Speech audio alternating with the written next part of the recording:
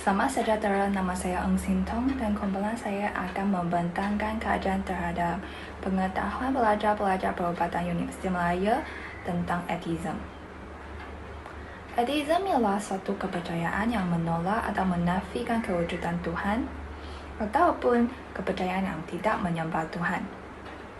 Etism ni bukan sesuatu agama dan bertentangan dengan konsep deism yang mempercayai keberadaan sekurang-kurangnya satu Tuhan di dunia ini. Kini, kita boleh melihat konsep etism ni telah diterima oleh masyarakat moden. Kritikan terhadap sistem agama, kepercayaan kepada Tuhan, dan kebebasan kini semakin berkembang. Hujah-hujah yang menyokong etism ni mengambil pendekatan daripada segi falsafah, sejarah dan sosial. Misalnya, mereka menafikan kewujudan Tuhan kerana terdapat kekurangan bukti empirikal dan logik. Terdapat ribuan kepercayaan di dunia ini, namun mereka mempercayai Tuhan yang berlainan. Sekiranya wujudnya satu Tuhan sahaja yang diiktiraf oleh semua, etism mungkin tidak akan wujud. Persoalannya, adakah etism dapat menyebabkan keharmonian ataupun perpecahan kaum terutamanya di masyarakat majmuk Malaysia?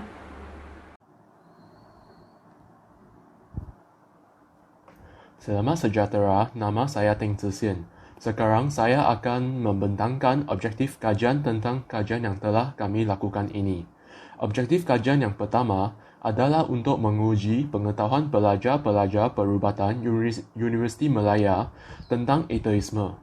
Selain itu, objektif kajian yang kedua adalah untuk memahami jika pelajar-pelajar mengetahui erti ateisme selain daripada maksud dasarnya. Akhir sekali, objektif kajian tentang kajian ini adalah untuk mengambil tahu pandangan-pandangan pelajar terhadap ateisme dan tahap kesetujuan mereka terhadap ateisme ini. Terima kasih. Saya Ziad Iman pula akan membentangkan ulasan literature. Jadi, menurut author yang bernama Sando pada tahun 2016, hujah yang menyokong ateism mengambil pendekatan sejarah, falsafah dan sosial. Antara rasional yang digunakan untuk menafikan Tuhan adalah kekurangan bukti, empirikal dan juga logik. Selain itu, dalam novel yang berjudul Evan, Atheism dan Tuhan, hasil karya Ifandi Khairul Rahim, beliau mengatakan bahawa beliau kagum dengan kaum etis kerana mereka pintar, unik, tidak terikat dan menyenangkan. Jika ada yang mengatakan bahawa mereka penghuni neraka, beliau sama sekali tidak bersetuju kerana pada pendapat beliau, merekalah manusia yang paling bermoral dan berperi kemanusiaan. Beliau menyokong mereka bukan kerana beliau salah seorang daripada mereka, tetapi beliau tetap beragama dan itu adalah pendapat beliau. Namun begitu, pendapat tentang ateism di Malaysia tidaklah sepositif pendapat Ifandi. Menurut artikel yang berjudul Membongkar Fahaman Ateism, pula menyatakan bahawa fahaman ateism adalah satu cabaran yang sepatutnya ditangani secepat mungkin. Rasa bimbang dan risau terhadap perkembangan ateism bermula di Malaysia semenjak berlakunya sebuah laporan sebuah pertubuhan etis yang dikenali sebagai Atheist Republic yang mengadakan perjumpaan di Kuala Lumpur. Selamat sejahtera, saya Jason Collin. Saya akan membentangkan hasil perbincangan kajian kami. Berdasarkan data yang dikumpul, kami mendapati bahawa maksud ateis kurang difahami dalam kalangan pelajar perubatan Universiti Malaya. Walaupun ramai responden mengatakan mereka memahami maksudnya, ramai pelajar menyalah tafsir ateis. Contohnya, menganggap ateis sebagai pemikiran bebas dan menganggap ateis sebagai individu yang kurang bermoral. Hal ini berlaku kerana kurang pendedahan isu ateisme dalam kalangan pelajar, serta terdapatnya salah faham terhadap ateisme.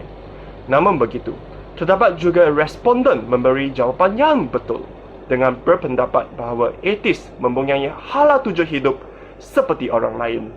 Tuntasnya, seseorang yang tidak mempunyai pegangan agama tidak semestinya kehilangan hala tuju hidup. Sekian daripada saya. Initra akan selanjutnya menjelaskan hasil pembincangan kajian kami. Terima kasih. Saya Unitra Purushothaman dan hari ini saya akan membentangkan hasil perbincangan kajian kami. Kejayaan seseorang individu itu tidak bergantung pada agama maupun bangsa individu itu, tetapi bergantung pada usaha serta gaya hidup individu itu sendiri. Di samping itu, majoriti responden kami juga percaya bahawa setiap individu harus diberi peluang serta berhak memilih hala tuju dan kepercayaan diri mereka sendiri. Dengan ini, gaya hidup seseorang itu ditentukan melalui pilihan masing-masing dan ini mampu melahirkan suasana yang harmoni dalam kalangan masyarakat selagi berlakunya unsur hormat menghormati. Akhir sekali, majoriti responden kami juga percaya akan konsep kehidupan akhirat. Ini disebabkan oleh kebanyakan responden kami yang mempunyai pegangan agama yang kuat serta beragama dan kebanyakan kepercayaan mereka percaya akan konsep kehidupan akhirat. Selamat sejahtera, nama saya Rachel Cingkii dan sekarang saya akan membentangkan tentang hasil kajian kumpulan kami. Kajian yang telah dijalankan melalui soal selidik ini mendapat 51 respons daripada pelajar-pelajar perubatan Universiti Malaya. Perempuan adalah majoriti responden borang soal selidik ini, iaitu sebanyak 49%, iaitu seramai 25 orang. Manakala lelaki pula sebanyak 47.1%, seramai 24 individu dan selebihnya lain-lain, iaitu 2 orang sahaja.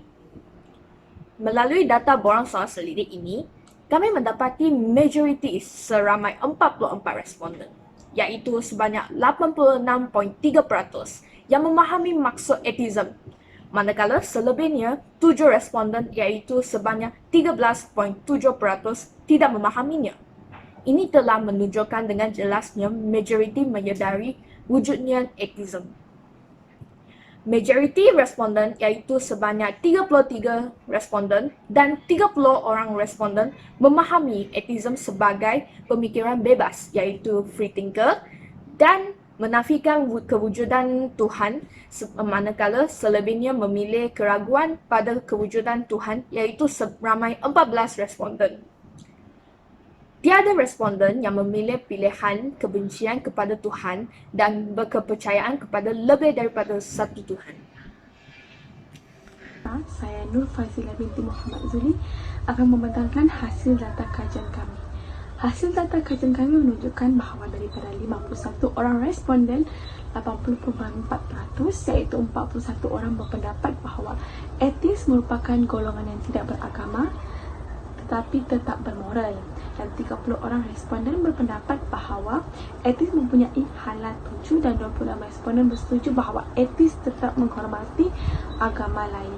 Jelasnya dapat kita lihat bahawa etis tidak jauh beza dengan golongan yang beragama dan masyarakat mempunyai pandangan positif terhadap mereka. Namun begitu, terdapat segelintir responden yang berpendapat bahawa etis iaitu 8 orang bersamaan 15.7% menganggap bahawa etis menyokong pengguguran anak dan mempunyai sikap diskriminasi kepada agama, tetapi ini hanyalah minoriti responden yang berpendapat sedemikian. Dan terdapat 6 responden yang menganggap etis menyokong golongan LGBTQ. Ini menunjukkan bahawa pandangan masyarakat kepada etis tidak sama dan majoriti tidak menganggap etis sama dengan masyarakat lain yang beragama dan mereka tidak memiliki pandangan yang positif terhadap etis. Seterusnya, soal selidik yang kami bertanyakan adalah tentang agama responden kami.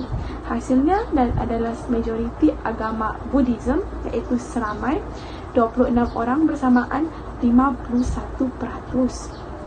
Disusuli 23.5% iaitu 12 responden agama Islam, dituruti 7 responden Kristian dan golongan etis yang tidak beragama iaitu hanya 4 responden bersamaan 7.8% dan Hinduism sebanyak 4% iaitu 2 responden. Sekian, terima kasih. Selamat sejahtera, nama saya Tan Yi Sian dan saya akan membentangkan tentang kajian yang telah dijalankan oleh kumpulan kami melalui Google Form. Menurut cartapai ini, kebanyakan responden berpegangan kuat kepada agama iaitu 41.2%, sebanyak 21 responden. 29.4% iaitu seramai 15 orang memilih mungkin dan 15 orang lagi memilih tidak berpegangan kuat kepada agama. Soalan seterusnya ialah, adakah seseorang ateis tidak berakhlak ataupun tidak bermoral? Seramai 30 responden tidak bersetuju dengan pernyataan ini, manakala 35.3% iaitu 18 responden memilih mungkin. Walau bagaimanapun, masih terdapat orang yang bersetuju dengan pernyataan ini, iaitu seramai 5.9%, iaitu 3 orang responden. Cartapan yang seterusnya menunjukkan bahawa sebanyak 92.2%, iaitu 47 responden berpendapat bahawa setiap orang berhak untuk memilih kepercayaan sendiri. Hanya sedikit responden yang memilih mungkin atau tidak untuk pernyataan ini. Hai, nama saya Nur Syamina. Soalan kajian kami yang seterusnya adalah, apakah konsep ateism mampu membantu rakyat mencapai keharmonian dengan lebih mudah?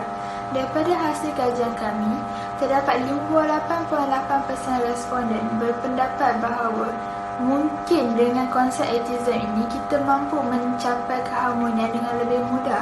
Namun begitu, terdapat 29.4% responden, iaitu seramai 15 orang, berpendapat bahawa konsep ateism ini tidak mampu membantu kita untuk mencapai keharmonian dengan lebih mudah.